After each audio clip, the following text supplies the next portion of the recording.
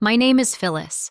I am 68 years old, and the most valuable thing I own is not in any bank. It is the memory of the light in my late husband Arthur's eyes the day we finished planting the oak tree in our backyard. That memory and the deed to our house were the only things I thought would be safe forever. I was wrong about one of them. I am standing on the gravel shoulder of a county road I cannot name, watching the taillights of my daughter's pearl-white SUV disappear into a cloud of its own dust. The silence that swallows me is the loudest sound I have ever heard. Before I tell you how I ended up alone on that road with nothing but my purse and a heart full of shattered glass, I would love to know where in the world you are listening from today. If stories about finding your strength in the quietest, most unexpected places mean something to you, please hit that like button and consider subscribing.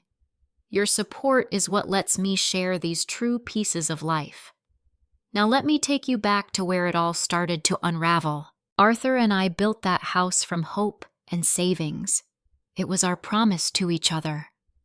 3 bedrooms, a wide porch that caught the morning sun, and that backyard where we planted a tiny oak sapling the spring we moved in. He was an electrician, hands always a little rough, but so gentle when he'd hand me a mug of tea. I worked at the town library for 40 years. Our life was not grand, but it was full of book discussions, the smell of his tomato plants, and the quiet hum of a shared glance across the living room. When Arthur's heart gave out 5 years ago, the silence in the house became a physical thing, a heavy blanket I wore every day. I rattled around in our home, the memories both a comfort and an ache. Then my daughter Brittany called. She was 37 then, a successful interior designer living in a sleek downtown condo with her husband Gregory. She sounded so concerned. "Mom, you should not be alone. That big house is too much. Family should be together." Gregory, ever the pragmatic one, mentioned the financial sense of consolidating. "We can sell the condo, invest in the house, take care of you." It sounded like a lifeline. My lonely heart clung to it. They moved in with their 2 young sons, who were then just 7 and 9. The first few months were a balm. The noise of children, the shared meals, it felt like a heartbeat had returned to the house. But slowly, almost imperceptibly, the temperature changed. It began with Gregory's helpful suggestions. "You know, Phyllis, we could really open up this space if we stored some of Arthur's tools and things." He made it sound so logical. Then it was Brittany with her designer's eye. "This color palette is so dated, Mom. It's depressing. Don't you think we need light and energy?" One Saturday, they held a garage sale. I came out to find Arthur's favorite reading lamp, a battered but perfect brass thing priced at $2. My protest was met with a patient sigh. "Mom, it's just clutter. We are making room for new memories." I bought the lamp back myself, hiding it in my closet, feeling like a thief in my own home. They encouraged me to take an early retirement from my part-time hours at the library. "You have earned the rest," they said. But the rest felt like banishment. My world shrank to the walls of the house, and my garden the one place they showed no interest in. I started spending more hours out there with the roses Arthur had planted for our anniversaries. I would hear them talking in the kitchen, their voices a low murmur through the open window. One evening, I heard Gregory on the phone. The phrase was clear as crystal. "Once we clear up the title issue, the equity alone will set us up for the next project." A cold trickle of dread went down my spine. Title issue. I told myself I was being a suspicious old woman, that he must be talking about a client. But the seed was planted, and in the dark soil of my new loneliness, it began to grow. The day it happened started with a rare invitation. Brittany asked me to go shopping with her at the new Grandview Commons, an upscale mall over an hour away. "I need your opinion on some fabrics, Mom." "For a client," she said. I was thrilled. It felt like the old days before the distance. I put on my nice slacks and a blouse. The drive was pleasant at first, but then Brittany started talking about the house again. Gregory and I have been looking at plans, she said, her eyes on the highway. A full second-story addition, a chef's kitchen. This neighborhood is appreciating so much, but the house is not living up to its potential. It is holding us back. I felt a familiar clench in my stomach. Us, she said. Not we. Us. It did not include me.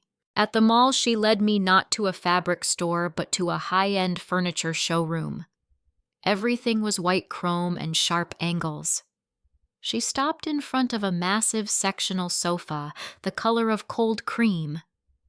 "This is it," she said, her voice excited. "This will transform the living room. Perfect for entertaining Gregory's associates. We will finally get rid of that old lumpy thing." That old lumpy thing was the sofa Arthur and I had saved for. We had brought both our babies home to it.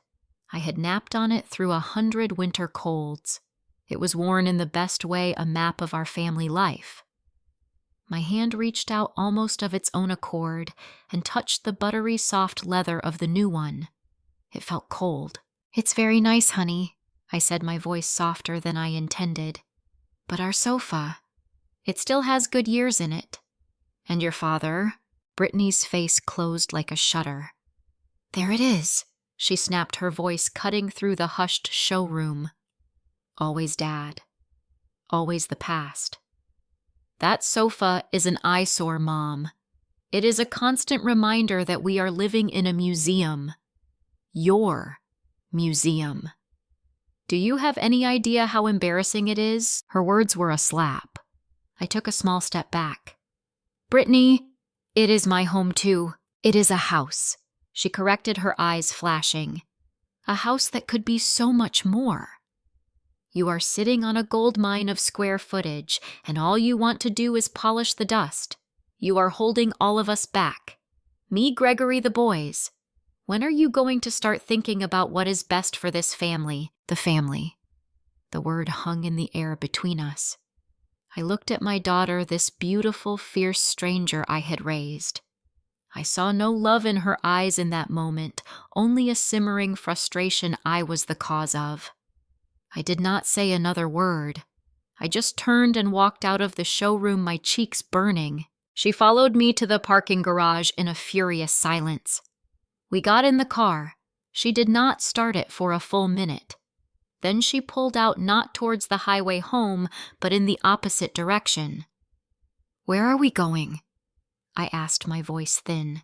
"You need a change of perspective," she said, her tone flat. "We drove for 20 minutes, the city giving way to suburbs, then to farmland." She turned onto a county road, then another, each one narrower and more deserted than the last. My heart began to pound a sick rhythm against my ribs. "Brittany, please. Let's just go home and talk." She stopped the car in the middle of a long, empty stretch of road. Dust settled on the windshield.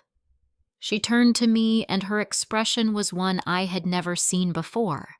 It was pure, calculated dismissal. "You need to learn what gratitude feels like, Mom. We have opened our home to you. We have dealt with your clinging. Maybe finding your own way back will help you appreciate it." Before I could even process the words, she leaned across me, popped open my door, and took my purse from my lap. She placed it on the gravel shoulder. "Get out." "What? No, Brittany, you cannot be. Get out, now." Her voice brooked no argument. "Do not call me. I need space from your guilt trips." In a daze, I unfastened my seatbelt and stepped out. The door closed with a solid final thunk. The window slid down just an inch. And then she drove away. She left me there. I stood frozen, watching the car grow smaller and smaller until it vanished over a gentle rise. The silence rushed in, broken only by the whisper of wind through miles of soybean fields. I was 68 years old, abandoned on a dirt road by my only child. The sun was high, and I had no idea where I was. The first thing I did was not cry. I was too shocked for tears. I just stood there, my sensible shoes on the uneven gravel, and looked at the vast, indifferent sky. The reality was too enormous to fit inside me. My daughter had done this. My Brittany. I fumbled in my purse for my phone. The screen lit up a tiny rectangle of sanity. 15% battery, no service bars. Of course, we were in a dead zone. Panic, hot and acidic, rose in my throat. I swallowed it down. Arthur's voice came to me not in words, but in a feeling. One foot in front of the other, Phil. Just start walking. So I did. I picked a direction, the one the car had come from, and I walked. The sun beat down. My blouse stuck to my back. Every crunch of my footsteps on the gravel was a hammer strike on the anvil of my heart. I replayed the scene in the furniture store, the drive, her cold face. Had I been so blind? Was I really a burden? The questions were vicious, and they had sharp teeth. I must have walked for over an hour. My feet ached. Despair was starting to win, a cold numbness creeping up from my toes. Then I heard the low rumble of an engine. An old blue pickup truck crested the rise behind me and slowed to a stop. An older man with a face weathered by sun and kindness leaned out the passenger window. "You look a mite lost, ma'am," he said, his voice a gentle rasp. "Need a lift somewhere?" The simple kindness in his words nearly broke me. I managed to nod. My car. It broke down. My family went to get help. I lied. The shame was overwhelming. "Well, climb on in," he said. "I am headed into Cedarville. That do you any good?" Cedarville. I knew it was a small town about 15 miles from my home. "Yes," I whispered. "Thank you." His name was Walter. He was a retired dairy farmer. He did not ask more questions, just turned his truck around and drove, making easy talk about the weather, the poor price of corn, and his own grandchildren who never called. "They are all busy," he said with a sigh that spoke volumes. "Think the world revolves somewhere else." His quiet resignation was a mirror to my own pain. The kindness of this stranger juxtaposed with the cruelty of my own flesh and blood was a paradox that made my head spin. He dropped me off at the gas station on the edge of Cedarville, the closest thing to a center of town. "You sure you are all right?" he asked one last time. I assured him I was thanking him from the bottom of my shattered heart. I watched him drive away, a man who showed more care for a stranded stranger than my daughter had for me. I used the payphone outside the gas station to call a cab. The ride home was a blur of silent humiliation. As the familiar streets neared, my anxiety spiked. What would I say? What would she say? The cab left me at the end of my driveway. The house looked the same. Peaceful. A lie. I walked up to the front door and turned the knob. It was locked. I frowned, digging in my purse for my keys. I tried the key in the deadbolt. It would not turn. I tried the key in the handle lock. It jiggled uselessly. A cold certainty began to dawn. I went to the back door. Same thing. The garage door keypad. My code produced only an angry red blink. My heart was hammering now. I rang the doorbell. After a long moment, the door opened. Brittany stood there dressed in yoga pants, holding a glass of green juice. She looked utterly unperturbed. "Oh, you are back," she said, as if I had returned from a quick trip to the store. "We changed the locks today. Gregory said it was a security priority with the new renovation plans. You will need to get new keys from him." She stepped back, allowing me to enter my own house as if I were a guest who had been locked out. Gregory was in the living room on his laptop. He did not look up. "Phyllis, we need to have a family meeting." The phrase sent a chill through me. They herded me to the dining table. Gregory slid a sleek folder toward me. Brittany stood behind him, arms crossed. "We have been looking at options." Gregory began, his voice smooth, professional. For your long-term care and comfort, we found a wonderful facility, Maple Grove. It has excellent ratings, activities, full-time medical staff. I opened the folder. There were glossy brochures, financial projections, and a stack of legal-looking documents. The top one was a quitclaim deed. The words, "transfer of title," stared back at me. In exchange for a peaceful transition to Maple Grove, Gregory explained we would handle the sale of the house and ensure you are financially set there. It is the best solution for everyone. You will be cared for, and we can finally realize the potential of this property. I looked from his calculating eyes to Brittany's resolute ones.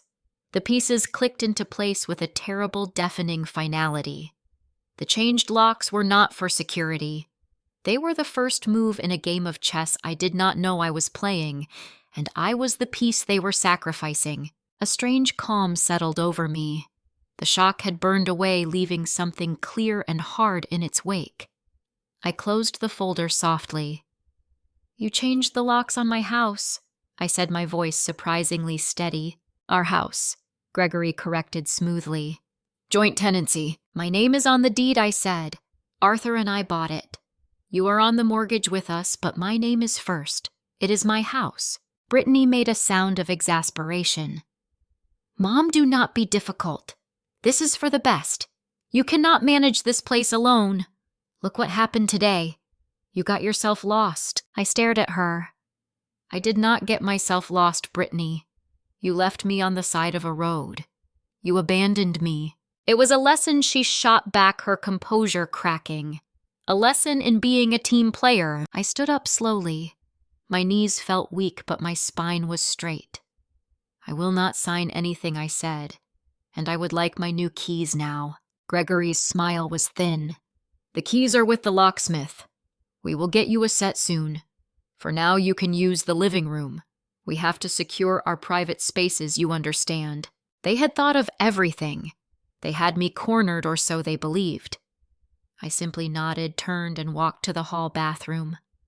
I locked the door, sat on the closed lid of the toilet, and finally let the silent tears come. They were not tears of defeat. They were the last tears of a woman who had just seen the truth. When they were done, I took out my phone, plugged it into the outlet by the sink, and I called the only person I knew would have answers and the steel to deliver them. My friend Marlene in Florida, who had spent 40 years as a family law attorney. Marlene answered on the second ring. Her voice, warm and gravelly, was an instant lifeline. "Phyllis, honey, what is wrong?" The story spilled out of me in a hushed, frantic whisper. The road, the locks, the quitclaim deed, Maple Grove. There was a long silence on the other end. Then Marlene spoke, and her voice had lost all its warmth. It was the voice of a lawyer who had seen this playbook before. "Listen to me very carefully, Phyllis. Your name is on that deed. You are a tenant in common with rights of survivorship. They cannot lock you out. What they are doing is called constructive eviction, and it is illegal. But they are banking on you not knowing that and on you being too afraid or too heartbroken to fight." "What do I do?" I breathed. "You fight smart," she said. "First, you do not sign a single thing. Not a birthday card, not a grocery list. Second, you start documenting everything. Dates, times, what they say. Your state is a one-party consent state for recording. Use your phone. Get them admitting to their plan. Third, you need to find your original deed or a copy. Check your files, your old email with Arthur's estate lawyer. Fourth, and this is important, you play their game. You look defeated. You give them exactly what they expect to see: a sad, confused old woman." "I can do that," I said, a sliver of iron entering my voice. The tears were gone. "Good," Marlene said. "Then when they are not looking, you make your move. You take back what is yours. And Phyllis, you do not feel 1 ounce of guilt about it. They declared war. You are just fortifying your castle." The next morning, I became an actress. My shoulders slumped. I spoke less. I spent hours staring out the window in the living room, which they had now graciously allowed me to use as a bedroom, bringing down a thin blanket and a pillow. I heard them talking in the kitchen, their voices low and confident. "She will break in a week," Gregory said. "Once she realizes she has no options." "I just want it over with," Brittany replied, a tired sigh in her voice. "I cannot live like this, tiptoeing around her memories. It is suffocating." I sat perfectly still, my phone in the pocket of my robe, its recording function silently capturing every word. Over the next few days, I gathered evidence like a squirrel before winter. I recorded Gregory explaining to a friend on the phone how elder law loopholes could work in their favor. I found buried in an old filing cabinet in the garage the original title insurance policy and a copy of the deed with my name and Arthur's clearly above Brittany and Gregory's. I took photos with my phone. I also ventured out. I told Brittany I was going to the library for some large print books. Instead, I went to the county recorder's office and paid for a fresh certified copy of the deed. The clerk smiled at me. "Renovation paperwork?" she asked. "Something like that," I said. My most important trip was to Frank's Lock and Key, a small shop with a hand-painted sign that had been in town forever. A bell jingled as I entered. A man in his late 60s with thick glasses and kind eyes looked up from behind a counter littered with keys and tools. Frank himself. "How can I help you?" he asked. I took a deep breath. "I need to know about changing the locks on my house," I said. My family changed them and did not give me a key, and my name is on the deed." Frank's expression shifted from polite interest to concerned understanding. He listened as I gave him the sanitized version, a family dispute locked out feeling unsafe in my own home. He asked to see my ID and the copy of the deed. He studied them carefully, then nodded. "Ma'am, if you are the legal owner, you have every right to have access to your property. I can help you, but we have to do it right. When they are not home, I assume, a plan formed between us not as lawyer and client, but as two older people who understood fairness. He would come when I gave the word. He would change every external lock. He would provide me with multiple sets of keys. He asked no more questions, but his hand was gentle on my shoulder as I left. "You hang in there," he said. The final piece fell into place a week after my abandonment on the road. Brittany and Gregory announced it over a tense dinner. "We are taking the boys to Hawaii for 10 days, Brittany said, not meeting my eyes. "We need a break. It will give you time to think clearly about Maple Grove Mom. The brochures are on the table. The house will be empty." It was a power move, a show of supreme confidence. They thought I was powerless. I just nodded, looking at my peas. "That sounds nice," I mumbled. The next morning, I stood at the window and watched their SUV loaded with suitcases pull out of the driveway.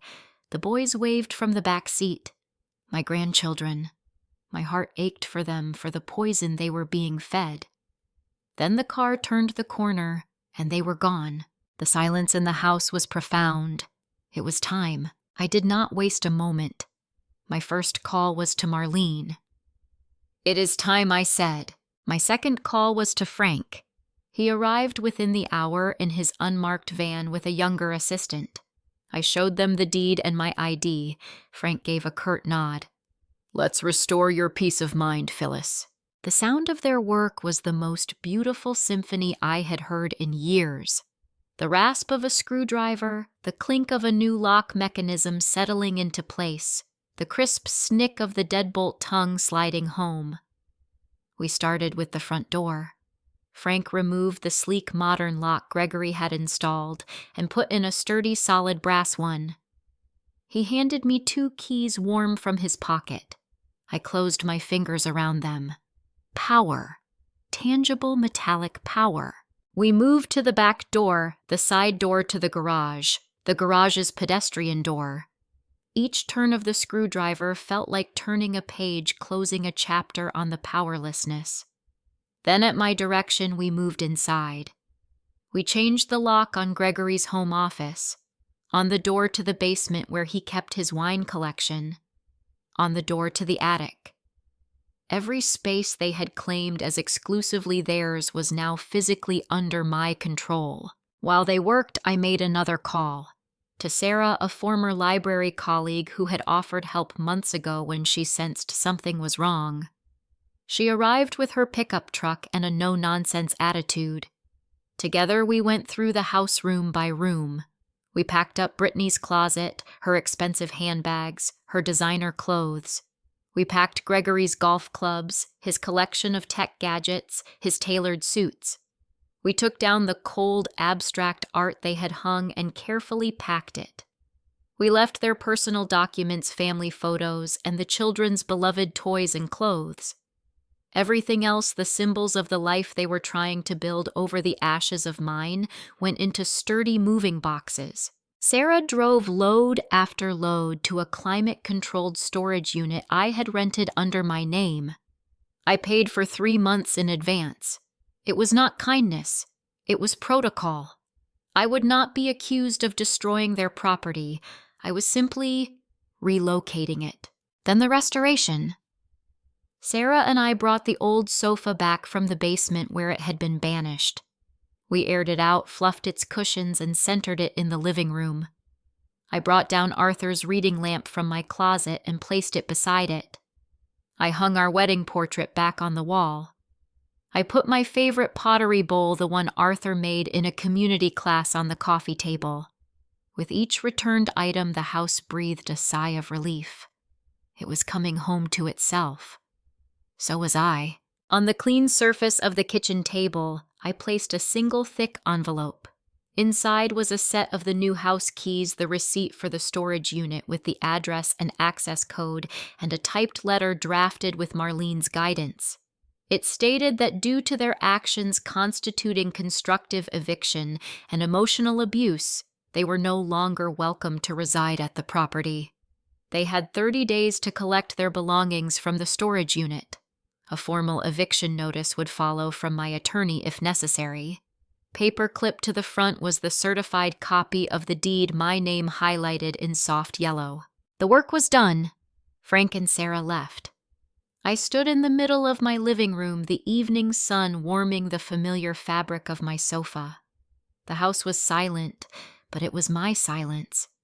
It was not empty. It was full of me again. I slept that night in my own bed in my own room for the first time in years. The sleep was deep and dreamless. Their return 10 days later began with the furious beeping of a car horn. I was in the garden pruning the roses. I watched from behind the hydrangeas as their SUV screeched into the driveway. Gregory jumped out first, trying his key at the front door, jiggling the handle. Brittany got out, her face a mask of confusion, then dawning fury. She pounded on the door. "Mom, open this door!" I took my time. I washed my hands at the garden faucet, dried them on my apron, and walked calmly to the front door. I opened it but left the sturdy new security chain engaged, the 6 inches of gap between us feeling like a canyon. "What is the meaning of this?" Gregory barked, his face red. "My key does not work." "I changed the locks," I said, my voice calm. "You... what? This is our house!" Brittany shrieked, trying to peer past me. I pointed to the envelope on the hall table visible through the gap. "Everything you need to know is in there. Your belongings are safe in storage. You are no longer welcome to live here." The chaos that erupted was both terrifying and satisfying. Gregory threatened to call the police. I told him to please do, and that I would show them my deed and the recordings I had of them discussing their plans to coerce me into a nursing home. The color drained from his face. Brittany oscillated between rage and desperate pleading. "Mom, please! The boys! Where will we go? This is insane." I looked at my daughter, really looked at her. I saw the little girl who used to climb into my lap, but I also saw the woman who had left me on a desolate road. "You should have thought of that," I said, my voice finally trembling with a lifetime of hurt, "before you tried to throw your mother away. You made your choice. Now live with it. The standoff lasted an hour. They called a lawyer friend who presumably told them the same thing Marlene had told me. They were on legally thin ice, and my evidence was a chisel. Finally, Gregory deflated and seething retrieved the envelope. He read the letter, his jaw tight. "This is not over, Phyllis." "It is," I said softly and closed the door. I listened as their car doors slammed and the engine roared away. I slid to the floor, my back against the solid wood of the door I owned, and I wept. Not for them. For the final death of the dream I had clung to, the dream of family, of being cherished in my old age. The grief was real, and it was deep, but it was clean. It was not mixed with fear or helplessness. It was the grief of burial, not of a wound left to fester. The weeks that followed were the hardest and most liberating of my life. The silence in the house was immense. Sometimes it felt like it would swallow me whole. The ghost of Arthur's absence was one thing. The fresh gaping hole where my daughter and grandsons had been was another. I missed the boys terribly. Their laughter had been the one pure light in the later days. But I had a plan. Marlene flew up for a 2-week visit. We drank wine on the porch, talked for hours, and she helped me navigate the final legal severance. My attorney sent the formal notices. Brittany and Gregory, faced with the prospect of a public, ugly court battle, opted to retrieve their things from storage and cut their losses. They rented a modern apartment in the city, a place with no history, no memories to suffocate them. I heard through the grapevine that Gregory blamed Brittany for mismanaging the situation. I felt no joy in that, only a profound sadness for the marriage they had built on such shifting, selfish sand. I went back to the library not as a patron, but as a volunteer. I started running the Tuesday afternoon book club for seniors. We read mysteries and memoirs and drank terrible, wonderful coffee. I made new friends. I reconnected with old ones, people I had let drift away during my isolation. I took the room Brittany had used as her yoga studio, a room that had once been a sunny guest room, and I turned it into my reading nook and craft space. I set up my easel, something I had not touched since Arthur died. The first thing I painted was a simple, imperfect rendering of the oak tree in the backyard, now tall and strong. The greatest healing, however, happened in the garden. Arthur's roses were overgrown. I spent days pruning, feeding, tending. I planted new flowers alongside his bold dahlias, cheerful zinnias. My hands in the dirt, the sun on my neck, I felt him with me. Not as a ghost, but as a memory integrated, a part of the foundation of who I had become. The lesson was not about revenge. It was about sovereignty. I learned that love does not require the surrender of your own personhood. That setting a boundary, even one made of cold steel and a changed lock, can be the ultimate act of self-respect. I learned that sometimes the family you are born into fails you, and you must have the courage to become your own home. I still look at the empty chair across from mine every evening. Sometimes I imagine Arthur there. I think he would be proud, not that I won some battle, but that I remembered how to fight for myself. That I chose to live in my own story, not as a footnote in someone else's. And that leads me to a question for you, one that has been on my mind. What is the one boundary you know deep in your soul you need to set? The one that makes your heart ache to even think about, but might just be the key to your own peace. Share it in the comments below if you feel comfortable. Sometimes just naming it is the first brave step. If my story today resonated with you, if it reminded you of your own quiet strength, please let me know by hitting that like button. It means more than you know.